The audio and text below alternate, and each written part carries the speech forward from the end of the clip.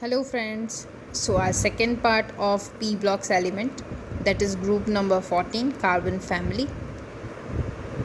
So first of all, in group number 14 there are carbon, silicon, germanium, tin and lead. So where we found carbon elements, if carbon is in element form, then it will be diamond, graphite, fluorines.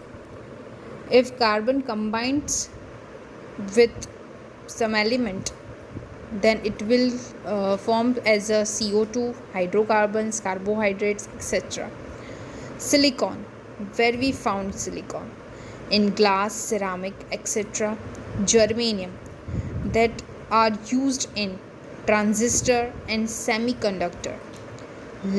Tin, so that are used in alloys, to make alloys. Lead was used as anti-knocking agent in petrocarbon is very essential constituent of all living organism. Carbon is very essential for all living organism. So carbon have three isotopes, that is C 12C, 13C and 14C. So 14C is radioactive compound. Next is carbon C group number 14, electronic configuration. So that is NS2 NP2. Carbon, helium, 2s2 2p6. Silicon, neon, 3s2 3p6 3p2 sorry. Germanium, argon, 3d10 4s2 4p2. Sn, that is tin. Krypton, 4d10 5s2 5p2. Lead, that is xenon, 4f15 5d10 6s2 6s2 6p2. Now next is atomic and ionic radius. As we go down the group, it increase, we all know, due to number of cell increase, so size will increase. Next is density. So density is mass upon volume. As mass and volume increase as we go down the group, so density will also increase. But in carbon and silicon, the density of silicon is little bit lesser than carbon. Why? Due to its carbon atomic radius. Carbon atomic radius is 67 picometer and silicon radius is 111 picometer. So we know that density is equal to mass upon volume. So if we find volume of carbon and silicon, then V is equal to 4 by 3 pi r cube. Carbon volume is 1.26 into 10 raised to 6 picometer, whereas silicon is 5.73 into 10 raised to 6 picometer. So if we put this value of volume, then we will find density. So density of one carbon is 9.53 into 10 raised to minus 6, whereas silicon is 4.9 into 10 raised to minus 6. As volume of carbon and silicon is having much big difference, so density of carbon and silicon have decreased. Carbon, as we go down, then carbon to silicon density is decreased. Melting point and boiling point. We know that if we go down the group, then melting point will also decrease. Size increase, strength of bond in decrease, so melting point and boiling point also decrease. But in tin, melting point is less than lead because of its destroyed structure. Tin have low melting point than lead because of its destroyed structure. Next is ionization enthalpy. So ionization enthalpy also decrease as we go down the group. Higher order of electron ionization enthalpy is more for higher order elements. Next is electronegativity, ability of atom to pull a shared electron.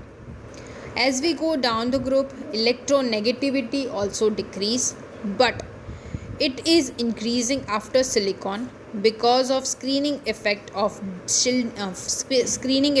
shielding effect, because it contains D and F block elements. So D and F orbitals have poor shielding. So down the group after silicon it increase because of poor shielding of D and F orbitals are there. Next, metallic character decrease down the group. As we all know, carbon is your non-metal, silicon and germanium are metalloids, and tin and lead are metals. Oxidation state. So in outer cell there are four electrons, so +2 and +4 oxidation states are there in carbon family. So for silicon and carbon, +4 oxidation is more stable than +2 oxidation, but after germanium, tin and lead, +2 oxidations is more stable because of screening effect. So 4s2, 5s2 and 6s2 are more attached to nucleus. That's why. So Pb, Sn and germanium have tendency to form ionic compound, whereas carbon form a covalent compound. Next is reducing property. So we know the oxidation state +2 and +4 behave as both oxidizing and reducing agent.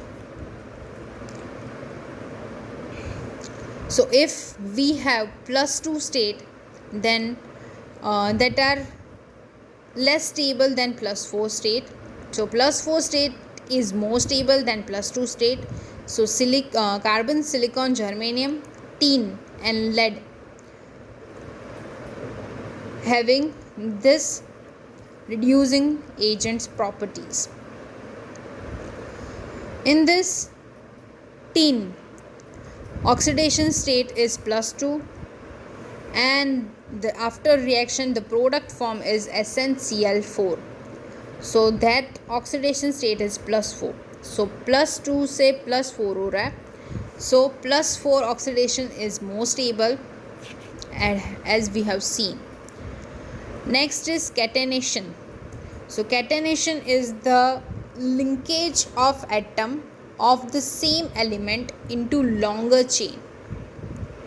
So carbon forms a longer chain. Extent of catenation decrease down the group. As we go down the group, extension of catenation also decrease. So they will not form a long chain. Bond between carbon atom is very strong because they are forming a covalent bond. That's why. Chemical properties. First, reaction with air. So if carbon monoxide, silicon monoxide, germanium, tin and lead. So carbon oxide is neutral, that is strong reducing agent. Silicon oxide only exists at a very high temperature. Germanium, tin and lead are amphoteric in nature. They also form dioxides. So carbon dioxide and silicon dioxide are acidic in nature. Germanium dioxide is less acidic than carbon dioxide. Tin and lead dioxide are amphoteric in nature. So both can form as a acid and base. Let's see the example. CO2 plus twice NaOH gives Na2CO3 plus H2O. So in this, CO2 is acidic and NaOH is basic. Next example, CO2 plus CaOH twice, that gives calcium carbonate plus H2O. So again, CaOH twice is basic and CO2 reacts like a acid. SnO2. SnO2 is amphoteric in nature, so it can be react with HCl and NaOH. If it reacts with HCl, then it is base, and if it reacts with NaOH, then it forms like acid. Next reaction is reaction with water. So carbon, silicon and germanium doesn't react with water because of carbon-carbon bond is high, so can't dissociate easily, whereas tin and lead react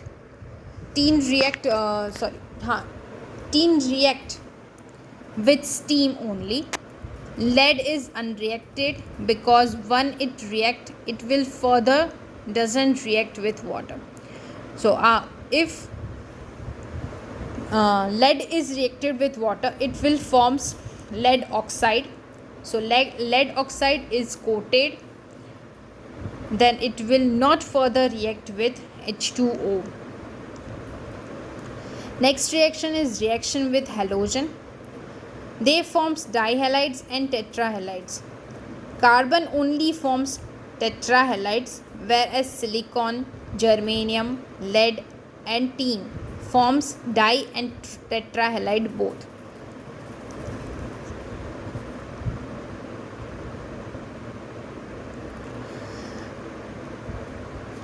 CH4 or tetrahalide structure are covalent in nature, but exceptionals are there, which is tin tetrahalide and lead tetrahalide are ionic in nature because of fluorine high electronegativity. If tin forms tetrahalide fluoride, tetrafluoro, then fluorine have high electronegativity, so it will forms a ionic compound, whereas silicon dihalides, germanium dihalides, lead dihalides, as we go down the group, dihalide stability increase because of as oxidation state. As we go down the group, oxidation state is +2, which is more stable, so they will form +2 oxidation state. Next is hydrolysis of halogens.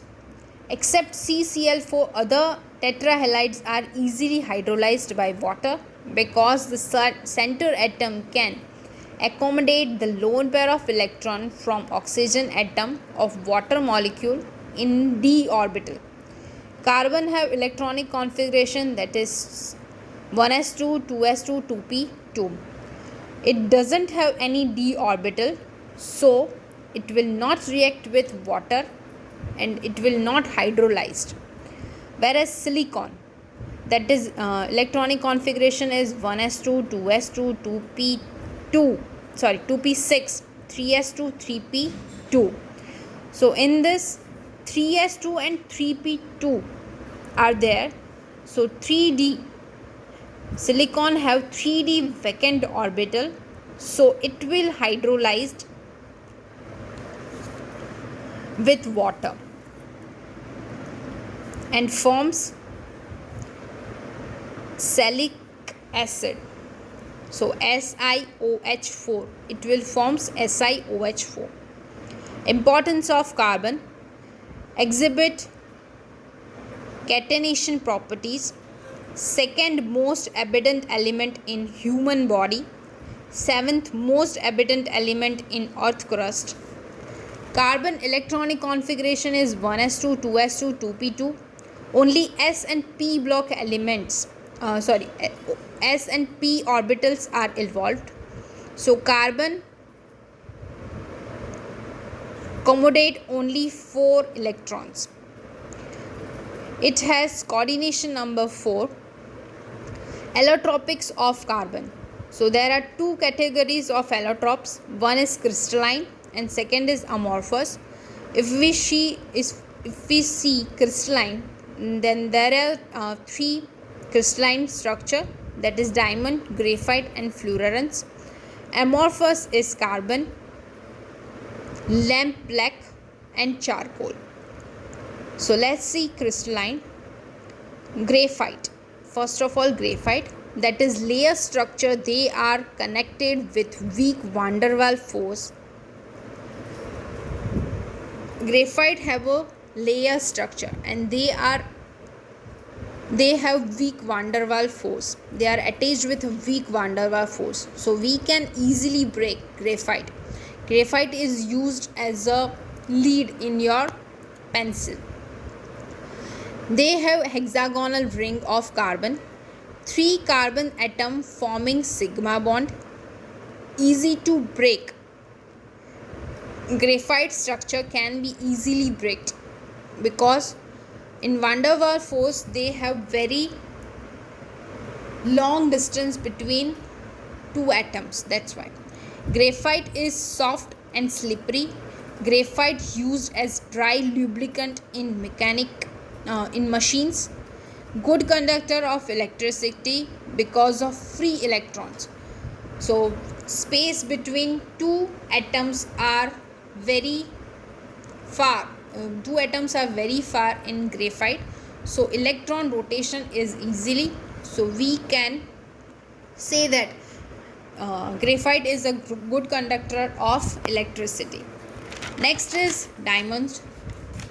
So diamond are crystal lattice. It have sp3 hybridization. Each carbon atom is connected to 4 other carbon atoms. Diamond have tetrahedral shape. Carbon-carbon bond is very strong in diamond.